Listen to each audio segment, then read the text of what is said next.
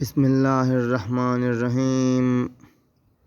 نن زمونږ د تقریر موضوع ده د خپل خاوند د اجازت نه بغیر به ښځه د کور نه نوځي، یعنی که دا ښځه چرته ځي او د کور نه وځي نو د خپل خاوند نه به اجازت غواړي، لکه حدیث کې راځي حضرت عبدالرحمن بن یزید بن جابر رضی اللہ تعالی عنہ.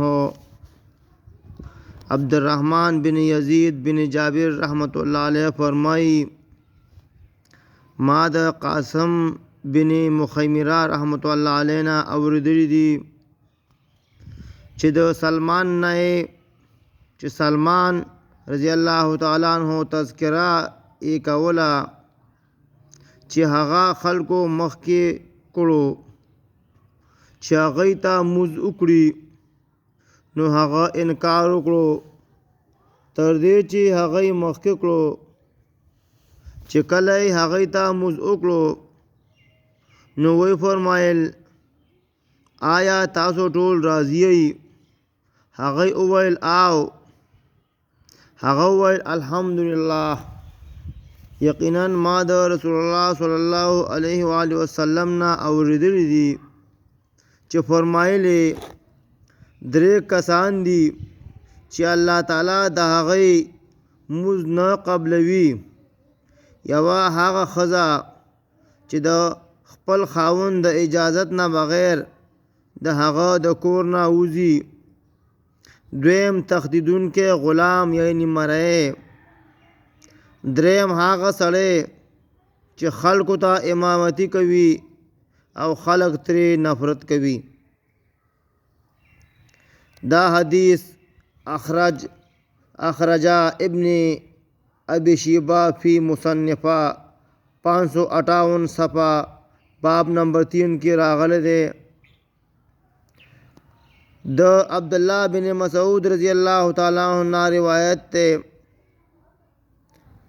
چې نبی کریم صلی الله علیه و آله وسلم فرمایل دي ښځه د پټولو څیز دی، نو کله چې دا د کور نه وځي نو شیطان دې لره خلکو ته مخې ته کوي،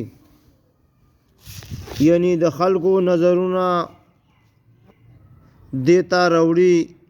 حدیث نه معلومه شوه چې دا د پټولو څیز دی، دا به بې د ضرورت شرعي او دنیاوي نه راوځي، او چې راوځي نو هم به د خپل خاوند نه اجازت غواړي.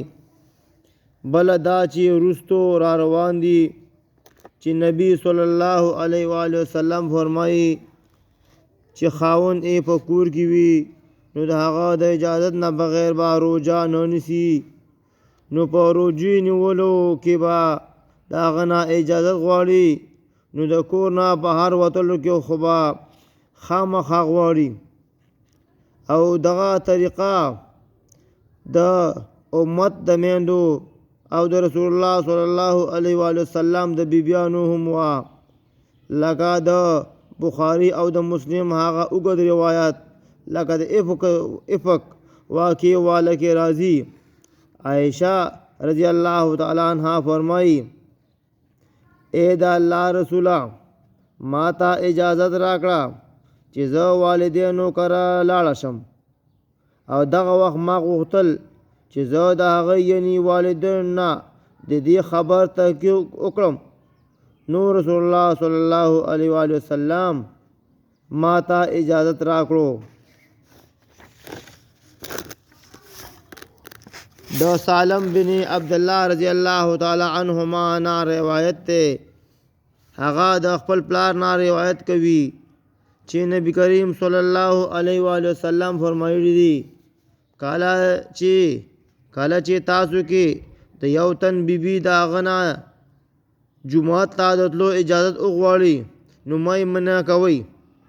د دې حدیث نه د خاوند په خپله ښځه باندې دا حق معلومیږي چې جومات ته ځي نو د خپل خاوند نه به اجازت غواړي.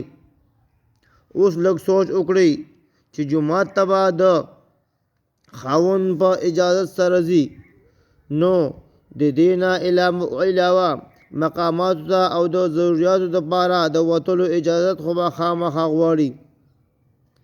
بله دا چې امام بخاري رحمت الله علیه په باب کې د لفظ وغیره هم لګولی دی چې د دې نه دا خبره معلومیږي چې د هغوی هم دغه مسلک دی. فایده کې دا لیکي خپلې بیبي ته د خاوند اجازت په دوه قسمه دی. یو صریح او ښکاره اجازت چې هغه بیبي ته په خپله ووایي چې او تا ته اجازت دی.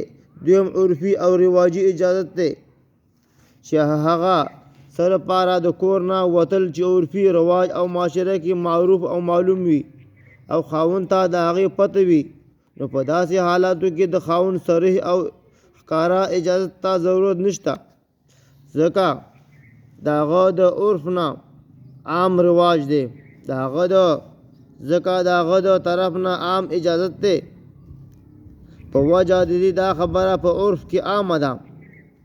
دا خبره دی ټولې خویندې او میندې یاد ساتي چې د خاوند اجازت د بیبي دپاره د کور نه بهر د وتلو حرام کار او خبره د هغې دپاره نه حلالوي.